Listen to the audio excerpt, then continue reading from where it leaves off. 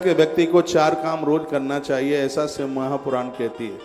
का देवानां पूजया चैव ब्रह्मणानां च दानता तपोधिक्या च कालेन भोगसह्यो भवेन्नृणा। 4 बातें करने के लिए कहा। एक तो देवताओं की नित्य पूजा कीजिए।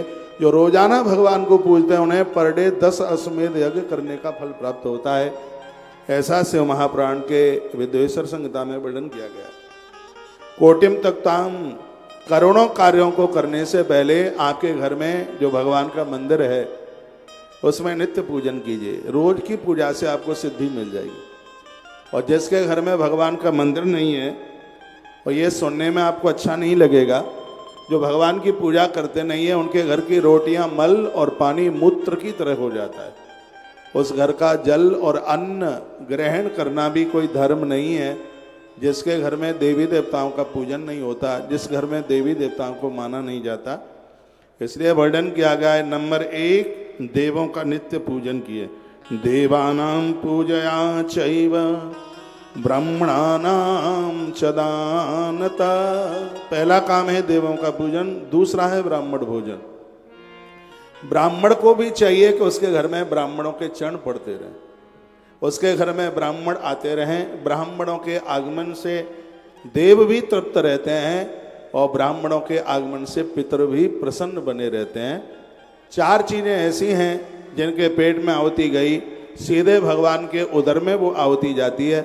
एक गरीब को आप जमाते हैं, एक अग्नि में आहुति आप डालते हैं, और एक आप ब्राह्मणों को भोजन कराते हैं, और एक आप गौ माता को चंदिया देते हैं।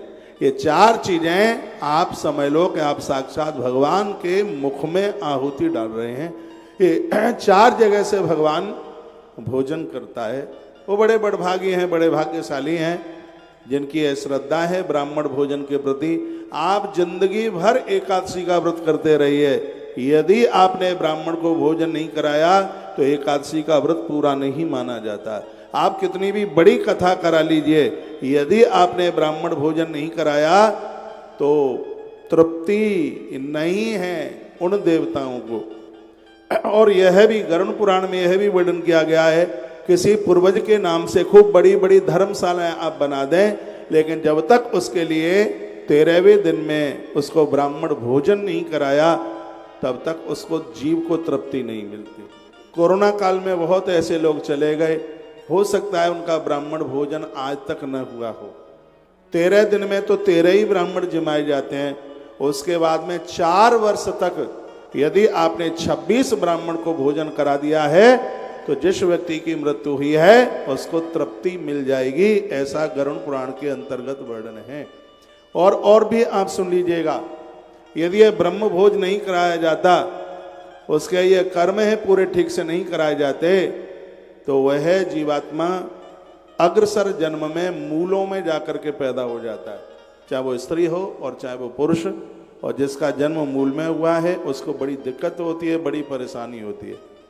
तो जिन पूर्वजों ने सब कुछ दिया है तो उनके लिए तो बनता है कि उनके लिए होना ही चाहिए। तो एक बार मैं फिर कहूँगा, शिव महापुराण से 4 बातें आपको निवेदन कर रहा हूँ। यदि आप मेरी व्यासपीठ को फॉलो करते हैं, मेरी व्यासपीठ की बात मानते हैं, तो आपके अपने घर में मंदिर को इतना सजाइए, इतना बढ़िया लगे। हमारे घर के संस्कारों का पता हमारे मंदिर से ही तो लगता है। माता कौशल्या के घर में प्रभु राम आकर के प्रकट हो गए।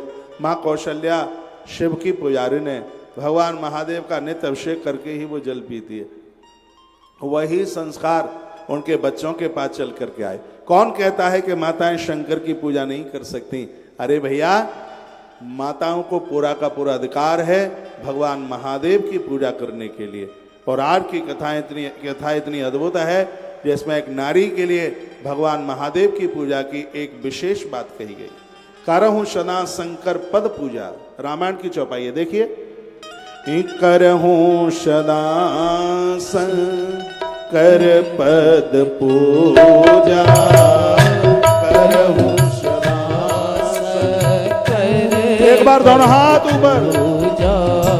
नारी धर्म पति देव पूजा, करहु सदा शंकर पद पूजा, करहु सदा शंकर पद पूजा, तारे धर्म पद देव न दूजा, करहु सदा शंकर पद पूजा, नारी धर्म देव न दूजा, करहु सदा शंकर पद पूजा, नारी धर्म पद देव न दूजा।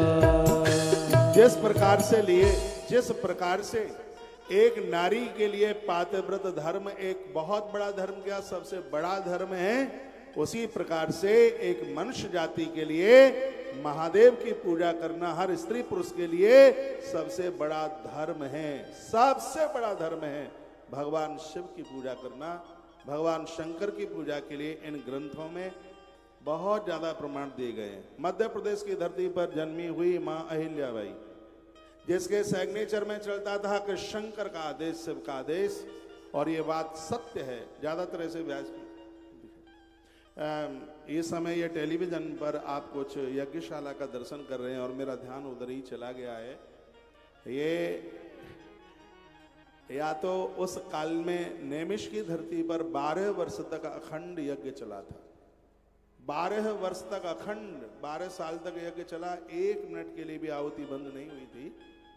और यहाँ कल से जो आरंभ हुआ यह यज्ञ 351 घंटे के लिए अखंड है। पूरी रात आपके पूरे क्षेत्र तक आवाज गई है। 1 मिनट के लिए यज्ञ बंद नहीं हुआ है, जिसकी पूर्णावती 9 मार्च को है। मेरे पास मैसेज आए हैं, फोन आए हैं, और आप भी विचार कीजिए, यदि आपने सुना हो 24 घंटे का यज्ञ, वो भी अनवरत 15 दिन का, नहीं सुना होगा। ये इतने अद्भुत ढंग से जो अग्नि आप प्रज्वलित देख रहे हैं, इसका मंथन करके, इसके कल मंथन में हमें लगभग 1 घंटा लग गया था मंथन करने में। माचिस की तीली से आग नहीं जलाई गई, ये मंत्रों के प्रभाव से। आप कहें कि लकड़ी घिस, अरे लकड़ी घिसकर तो तुम लकड़ी घिसी है, नहीं अग्नि प्रकट होगी। ये लकड़ी घिसकर आग प्रकट नहीं हुई है, ये मंत्रों के प्रभाव के द्वारा ये अग्नि प्रकट हुई है।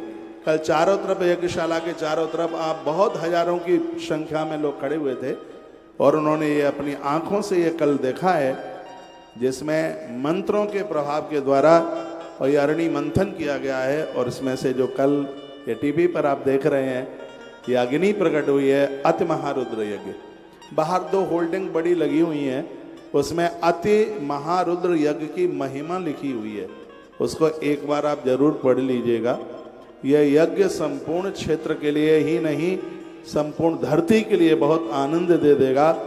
और जब भी ऐसी कोई धारा लागू होगी कि गैया मैया को कत्ल करने वाले लोगों को आजीवन कारावास या मृत्यु दंड दिया जाएगा, उस धारा में श्री यज्ञ की एक बहुत बड़ी प्रमुख भूमिका रहेगी। मध्य प्रदेश में एक जगह पड़ती है दतिया, नाम आपने सुना होगा। वहां माता पीताम्बरा की अद्भुत पीठ है। जिस समय देश बहुत ज्यादा परेशान था, अंग्रेजों का शासन, इस जगह पर 1 महीने का यज्ञ, 31 दिन का यज्ञ रखा गया था। और ये सत्य घटना थी कि उधर यज्ञ की पूर्णाहुति हो रही थी और उधर अंग्रेज भारत की स्वतंत्रता के लिए सिग्नेचर कर रहे थे। उस यज्ञ की पूर्णाहुति के समय पर यज्ञ वही विष्णु, यज्ञ तो साक्षात ईश्वर का रूप है। और यजन के प्रति हमें पूरी श्रद्धा रखनी चाहिए, पूरा विश्वास रखना चाहिए। यहाँ सिर्फ प्रवचन और कथा ही नहीं, यहाँ एक अनुष्ठानिक वैदिक विधि से ये अनुष्ठान आरंभ हुआ है। आज इस कलयुग में सतयुग का दर्शन हो रहा है, आज इस कलयुग में त्रेता और द्वापर का दर्शन हो रहा है। कलयुग भले ही नाच रहा हो, लेकिन हमारे और आपके ऊपर कलयुग का कोई असर नहीं हो रहा है, कोई भी प्रभाव नहीं हो रहा है। मैं ये कह करके आगे के लिए बढ़ूंगा, आप कितने भी व्यस्त क्यों ना हो, कम से कम 7 परिक्रमा इस यज्ञ मंडप की लगा करके जाना। मैं छाती पर हाथ रख के कह रहा हूं, 7 जन्मों के पाप जल करके राख होंगे।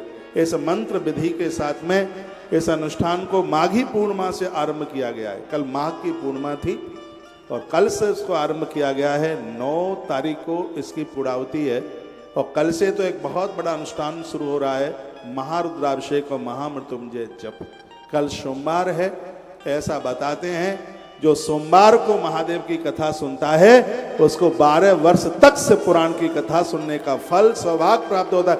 लिंग पुराण में वर्णन है सोमवार और प्रदोष की महिमा सबसे ज्यादा लिंग पुराण के अंतर्गत।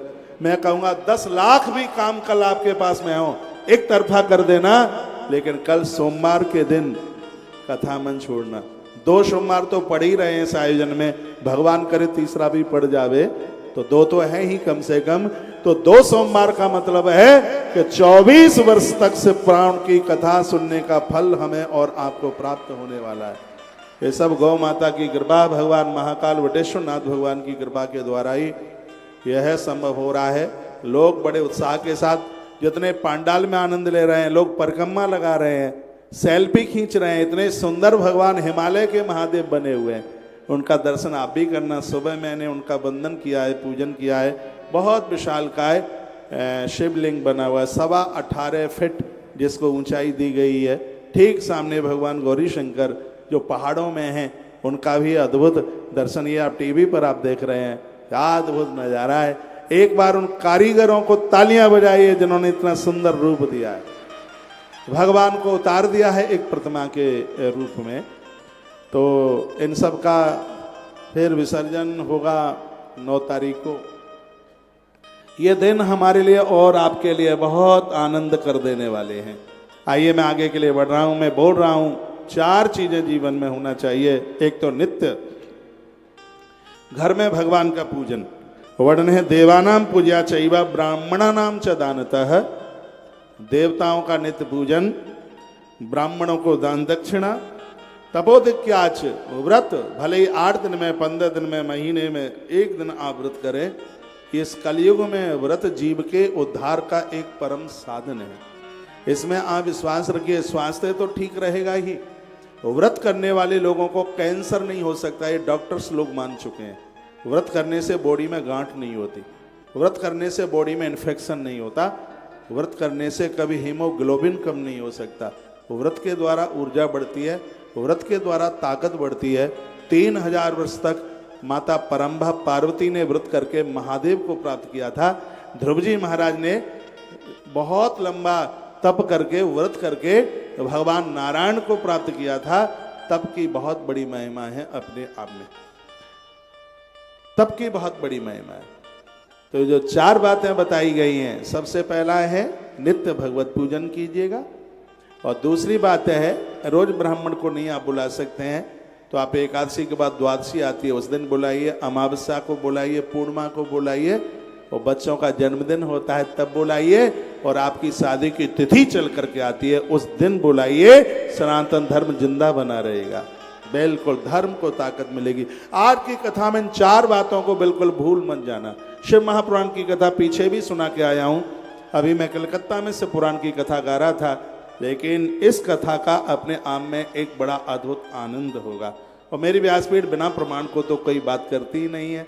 कल श्री प्रदीप मिश्रा जी बोल रहे थे कि मैंने श्री शिवाय नमस्तुम की बात कही तो सभी वक्ताओं ने मेरा विरोध किया, लेकिन एक ऐसे कौशिक महाराज थे जिन्होंने मेरा समर्थन किया। तो जो बात समर्थन की होगी तो उसमें तो समर्थन बिल्कुल किया जाएगा। तो ये ग्रंथ हमें जो बोलते हैं, ग्रंथ जो हमें कहते हैं, उनकी आज्ञा का हमें और आपको पालन करना चाहिए। सिर्फ श्री शिवाय नमस्तुभ्यम में ही नहीं, श्री शिवाय नमस्तुभ्यम में भगवान महादेव की महिमा का वर्णन है। आप शंकर जी का कोई भी नाम ले लेते हैं, जो उनका मुख इतना पवित्र हो जाता है, जितनी पवित्र गंगा माँ होती है उतना पवित्र हो जाता है।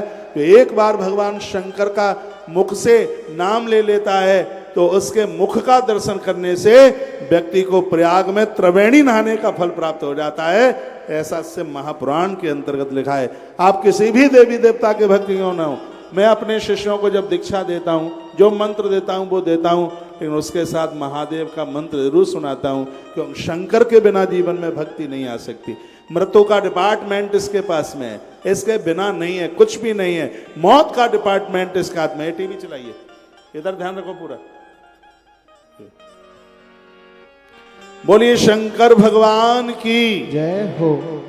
तो देवानाम पूज्या चैव ब्राह्मणानाम च दानतः तपोधिक्याच। तीसरी बात है तो व्रत अवश्य में जरूर व्रत कीजिएगा। इसके द्वारा भोगों की प्राप्ति होती है। इसके द्वारा संसार की सभी भौतिक वस्तुएं भी मिल जाती हैं। इसमें बिल्कुल भी कोई इसमें सोचने की बिल्कुल बात नहीं है।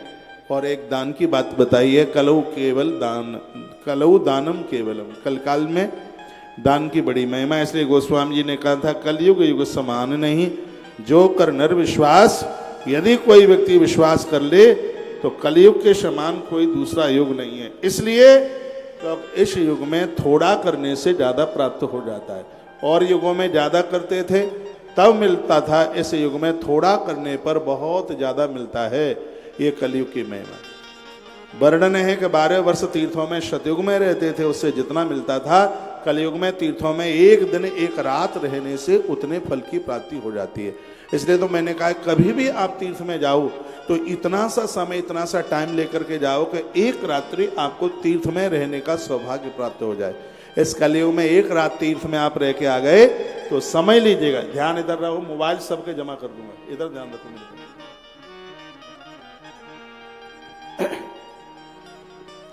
एक दिन का टाइम लेकर के जाइए। तो ऐसी बड़ी अद्भुत बात कही है। देखिए पूजा तो सब करते हैं, लेकिन पूजा के साथ कुछ शुचिता की बात है, पवित्रता की बात है। मुख शुद्ध होना चाहिए। मुंह में जर्दा लगा हुआ है, ओम नमः शिवाय, ओम नमः शिवाय, ओम नमः शिवाय, मुंह में से फूकना फूट रहा है मुंह में से। अरे शुद्धता के साथ, पवित्रता के साथ आप हरि स्मरण करेंगे, भगवान का बंधन पूजन करेंगे तो तत्काल उसका फल मिलेगा, बिल्कुल मिलेगा, उसमें देरी नहीं लगेगी। बड़ी सुंदर बात कही, सर्वे वेश प्राची मुख चिंते देव पूर्वकान। प्रातः जब आप जागें तो जगते समय पूर्व की तरफ मुंह करके जागिएगा, इससे आपकी आयु बढ़ेगी। यहाँ बड़ी सुंदर बात कही है, महामृत्युंजय मंत्र का जप करने से जो फल प्राप्त होता है, उम्र बढ़ती है, वही फल प्रातः है पूर्व की दिशा की तरफ मुंह करके उठोगे तो उससे आपका आयुष बढ़ेगा। भगवान महादेव कृपा करेंगे, आपकी उम्र को कम नहीं होने देंगे। ऐसा शिव महापुराण के विद्येश्वर संहिता के अध्याय नंबर 13 के श्लोक नंबर 2 में इस बात का वर्णन किया गया है। और मैं श्लोक बोल करके चर्चा कर रहा हूं। भरे पांडाल में मेरी इस बात को ठीक से सुन लीजिएगा। इसमें वर्णन किया गया, सर्वे वैश प्राची मुख चिंते देव पूर्वकान। एक तो पूर्व की तरफ भगवान का पूजन करने का महत्व बहुत ज्यादा है, बहुत ज्यादा। इससे आपके घर में समृद्धि बढ़ती है, आपका वैभव बढ़ता है। और इसमें बड़ी सुंदर बात कही है, पूर्व दिशा की तरफ मुख करके आप पूजन करते हैं तो घर का वास्तु दोष समाप्त हो जाता है। और उत्तर की दिशा की तरफ मुंह करके पूजन करते हो तो घर का पितृ दोष समाप्त हो जाता है हमेशा के लिए। एक बार फिर सुनिए, पूर्व की दिशा की तरफ मुख करके आप पूजा करोगे तो इसमें 2 बातें बताई हैं। एक तो वास्तु दोष समाप्त होगा, एक आयुष उम्र बढ़ेगी। और उत्तर की दिशा की तरफ आप मुंह करके आप यदि भगवान का पूजन करते हैं तो उससे घर का पितृदोष समाप्त हो जाता है। इसमें वर्णन है कि प्रातः जब आप जागे तो भले ही किधर भी, यहाँ वर्णन किया कि किधर मस्तिष्क हो, किधर आपके पाम हो, ये एक एक दिशा का वर्णन किया, उसको सुन लीजिए। पूर्व दिशा की तरफ मुख करके आप खड़े होते हैं तो इससे आपका आयुष बढ़ता है। और कभी कभी ऐसा होता है कि आपकी टांगें पूर्व की तरफ होती हैं, मस्तिष्क पश्चिम की तरफ होता है, लेकिन जब आप जागते हैं तो आपका मुंह दक्षिण की तरफ होता है। ज्यादातर ऐसे ऐसा होता है, लेकिन कभी भी ये नहीं, दक्षिण की तरफ मुख करके नहीं। आप जगने का जो पूरा है, आप पूरा कमर के भर, ऐसे कमर के भर खड़े होइए। जिस समय आप प्रातः जागते हैं तो आपका मुख सीधा पूर्व दिशा की तरफ हो, पूर्व की तरफ देख रहा हो, तो इससे आयुष बढ़ेगा। ऐसा सूत शौनक ऋषियों को बोल रहे हैं। और कौन? श्री नंदी जी महाराज कार्तिकेय जी को ये कथा सुना रहे हैं। भगवान शंकर ने ये कथा परम्बा को भी सुनाई है, भगवान महादेव ने ये कथा नंदी को भी सुनाई है। और यही कथा नेमिष की धरती पर सूत शौनक ऋषियों के बीच में चली है। और यही कथा सनत कुमारों ने भगवान व्यास को सुनाई है। और वही कथा इंद्रप्रस्थ की धरती पर हम आपको सुना रहे हैं। यहाँ कई जगह श्रोता हैं, ताली तो बजाना ही मत, आपको नजर लग जाएगी बिल्कुल। तो कितनी सुंदर बात कही गई है। कहा गया है कि आप प्रातः जागते हैं तो पूर्व दिशा की तरफ मुंह करके धर्मातश तत्क्लेशनाशाम नव्यमेशा आयुदेश मरणम पापम भाग्यम तथई बचा। एक बार ये आप लिख भी सकते हैं, पूर्व में मुख करके उठने से आयु बढ़ेगी। अग्नि कोण की तरफ मुख करके यदि आप खड़े होंगे तो घर में झगड़े हो जाएंगे। घर में कलह होता है, बाप बेटे में लड़ाई होगी, सास बहू में भी झगड़ा हो सकता है, बेटा माँ में भी झगड़ा हो सकता है। तो अग्नि कोण की तरफ, अग्नि कोण होता है दक्षिण और पूर्व का कोना।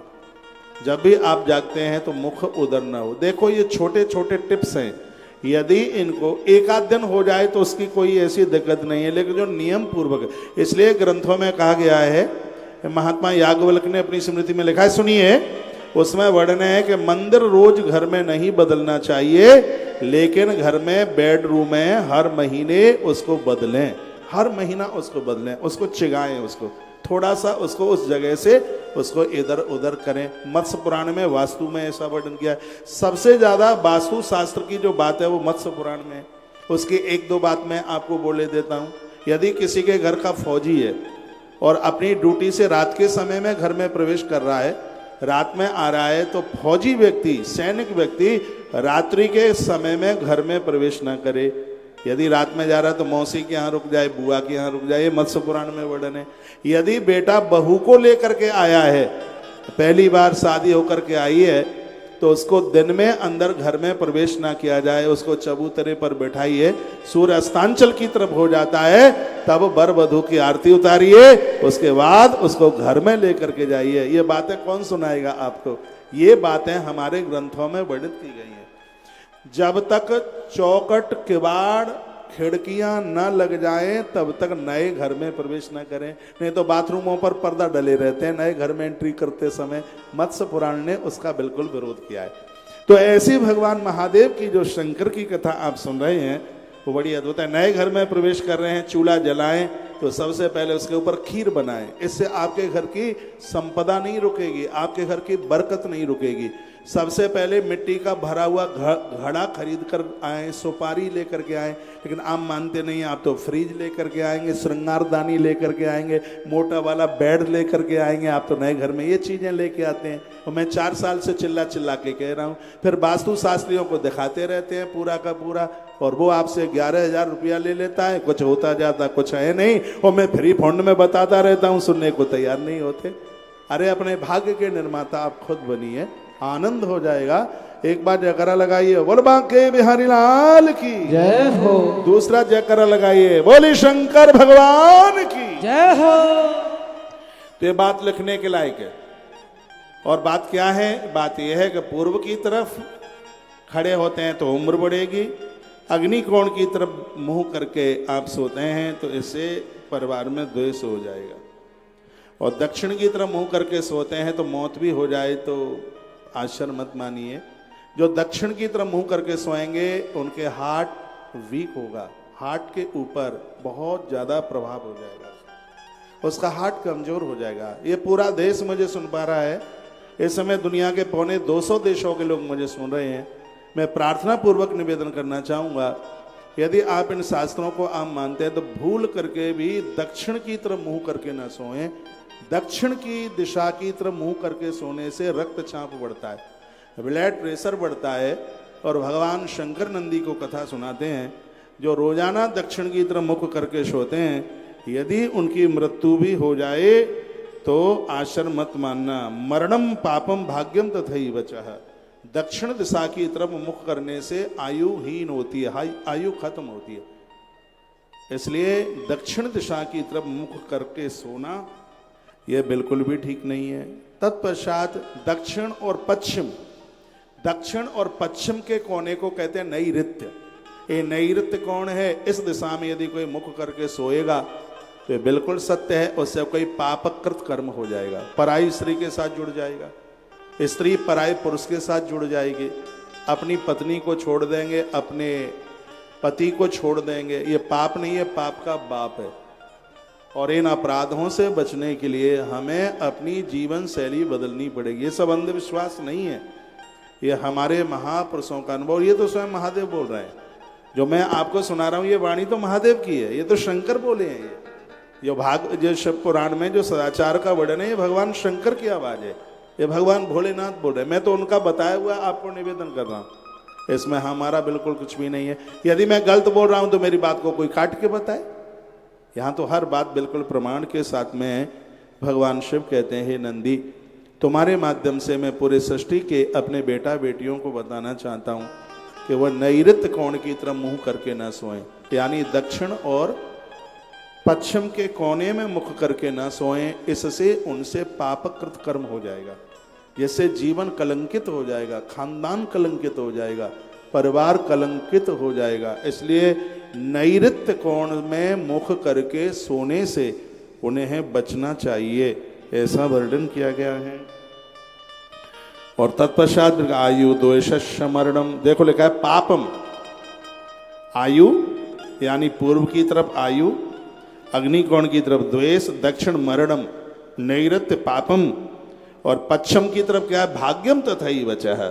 ये बहुत ज्यादा बढ़िया है। पश्चिम की तरफ मुख करके सोने से एक भाग्य उदित होता है। 3 दिशाएं हैं सोने के लिए, एक पूर्व की तरफ, एक पश्चिम की तरफ और एक उत्तर की तरफ। इन तीनों का क्या प्रभाव है वो आप सुनेंगे।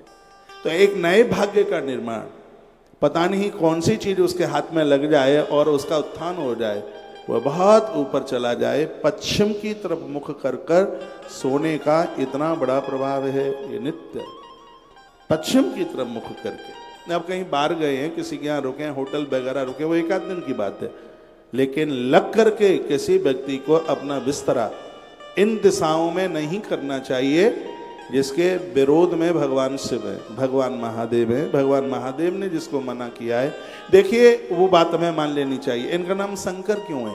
शंकर की व्युत्पत्ति होती है सम करोति शाह शंकर, जो पूरी सृष्टि को संस्कार देता है, इसलिए उसका नाम शंकर है। और देखिए आप बहुत बड़ी भूल कर रहे हैं, ये कथा द्वारा नहीं मिलेगी सुनने के लिए, कभी नहीं मिलेगी, क्योंकि मैं कथा में कथा कोई रिपीट ही नहीं करता। पता नहीं कितने वर्ष पहले ये मैंने कथा सुनाई होगी जो आज मैं आपको सुना रहा हूँ। अगली भी कोई शिव पुराण कहता हूँ तो ये जरूरी नहीं है कि ये कथा मैं आपको सुना दूंगा। कलकत्ता में ये चैप्टर मैंने नहीं सुनाए जो मैं आपको निवेदन कर रहा हूँ। आपके पास कागज कलम नहीं है तो मेरी बात को आप रिकॉर्ड कर लीजिएगा, जो मैं यहाँ से निवेदन कर रहा हूँ अपने मोबाइल में आप रिकॉर्ड कर लें और अपने लोगों को भी ये आप बताएं कि यह गलती त्रुटि हमसे न हो जाए, हम अपने जीवन को सजो के रखें।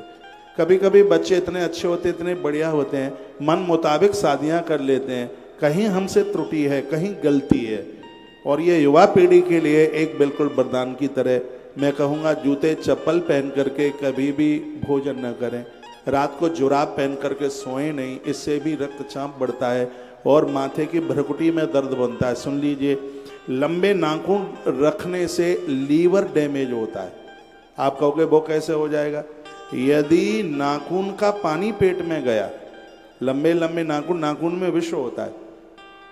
हम बहुत छोटे हुआ करते थे तो दादी कहती थी बेटा खुजा मत लेना, विष बढ़ जाएगा। नाखून से खुजाने पर विष बढ़ जाता, किसी को नाखून लग जाए तो वो पक जाता था, ये तो आपको भी पता होगा।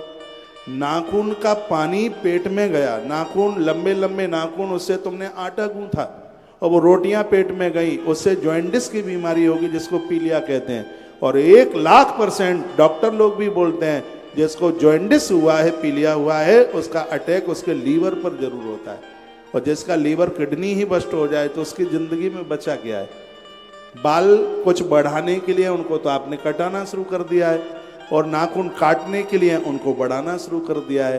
तो ऐसे सूपणखा के कल्चर में जीने की जरूरत नहीं है।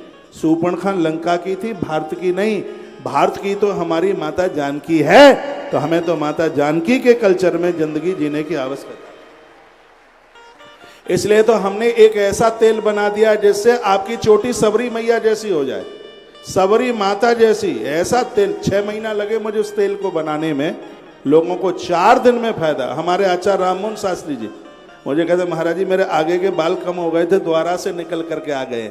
एक बेटी मुझे अभी 3 दिन पहले, बेटी श्रेया अग्रवाल, मुझे बोलते मेरा बाल नहीं कैसे भी बढ़ता महाराज जी, मेरी चोटी बढ़ना आरंभ हो गई है। मैंने कहा ये तेल मैंने बनाया इसलिए है जो माता हैप्पी कट दिखाई दे रही है, इनकी चोटी मां सबरी जैसी दिखे। जब से ये वैक्सीन लगी है बाल बहुत टूटे, हाँ बहुत ज्यादा।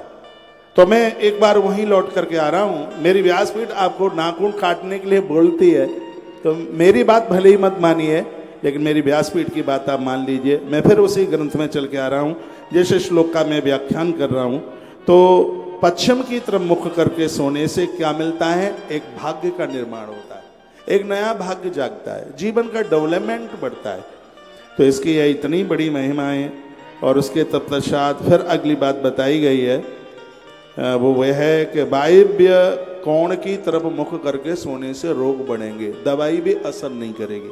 ये वायव्य कोण कहाँ होता है? उत्तर और पश्चिम का जो कोना है उसको वायव्य कहते हैं। इधर मुख करके सोने से बीमारियां बढ़ेंगी, पेट में गैस बनेगी, पेट फूलेगा, और भी तमाम तरह की थायराइड जैसी बीमारियां ये बढ़ जाएंगी, शरीर का मोटापा बढ़ जाएगा, भोजन पचेगा नहीं, खट्टी डकारें आएंगी, रात भर सो नहीं पाएंगे, नींद नहीं आएगी, तो अनिद्रा की बीमारी हो जाएगी। तो ऐसा क्यों कर रहे हैं बेरात? तो जो वायव्य कोण है ये बिल्कुल ठीक नहीं है। इसलिए तो कहा गया है कि जो 3 कोण का प्लॉट है फ्री में भी मिले तो व्यक्ति को नहीं लेना चाहिए। त्रिकोण, ये जितने दोष हैं इसी में तो बन जाते हैं। मैंने पूर्व में भी बोला है, व्यापार के लिए सिंहमुखी प्लॉट बहुत बढ़िया है, और रहने के लिए गौमुखी बहुत बढ़िया है। गौमुखी में आगे का हिस्सा थोड़ा कम, पीछे का ज़्यादा होता है, और सिंहमुखी में आगे का चौड़ा होता है और पीछे का कम होता है। व्यापार के लिए, गोदाम बनाने के लिए, ऑफिस बनाने के लिए, तो वो सिंहमुखी प्लॉट बहुत ज़्यादा बढ़िया